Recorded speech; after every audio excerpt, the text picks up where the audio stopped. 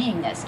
And I invite you guys to go on that journey too, which is obviously why you guys are here, because it does. Our bodies will tell us. We can do things like muscle testing. We can, I know when I started juicing, my cells of my body started tingling when I turned the juicer on.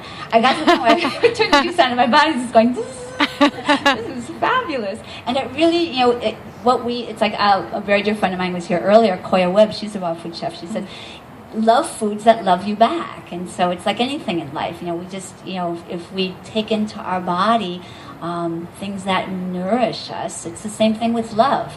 It's the same thing. Bless everything I eat. I bless it beforehand. It's very important to do that. Thank you.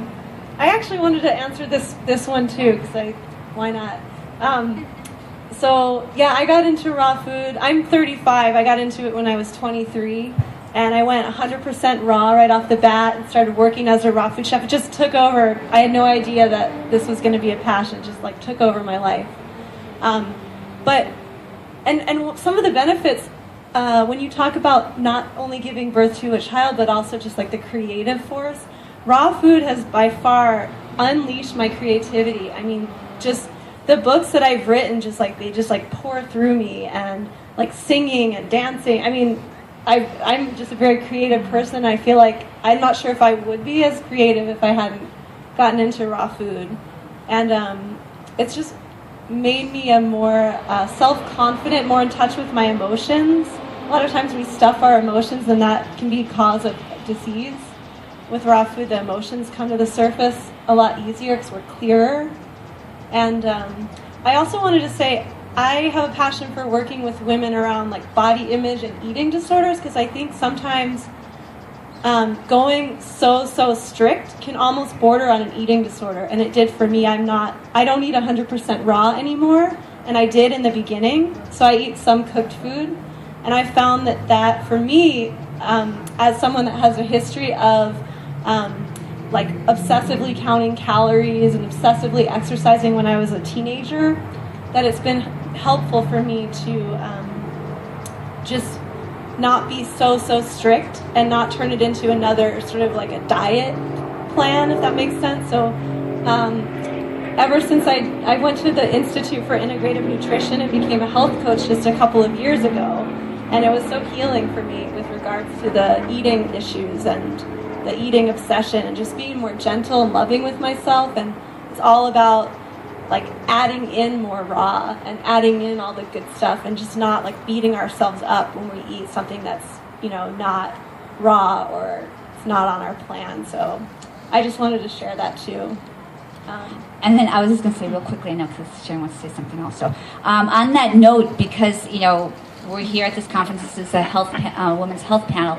It's really every single woman owning her own beauty, because we have the media trying to tell us what beauty looks like. And really I had the opportunity one time of teaching a sexy dance class. It was this fabulous class for the learning addicts, and there were 60 women in the classroom, and it was this big mirror in the front, and I was standing in the front, and I was just teaching the women how to move their hips from side to side. And I watched in the mirror, there were tall, tiny, round, really thin, all different shapes, sizes, colors. When those women started owning their beauty, when they started owning their femininity and their sexuality and their sensuality and really started getting into it, every single one of them was stunningly gorgeous, because they were exuding who they were, their own beauty. So one of the things I would say to women, and we're bombarded with these images of what is supposed to be acceptable, is really just saying we don't need to accept that. We're beautiful, I'm looking out here, every one of you is stunningly beautiful, and it's owning that beauty. And when we own that, and then allowing the beauty of the others, to, instead of saying, oh, she looks that way, or she looks that way, she's taller than me, she's shorter than me, just be like, wow, you're beautiful too. And when we have an environment where it's coming together and sharing that kind of beauty, that creates a really extraordinary world of love and compassion and everything that we're all about here. Go in that direction. How many people here are experiencing gas and bloating when they eat raw? So, I created a website. As a naturopath, what I found is is that, yes, it's good to go in that direction, but some people are having a hard time because of what's going on in your body. I have a website called Ahraveda, Ahrawveda, and it's I did it with an Ayurvedic doctor, and out of years of frustration.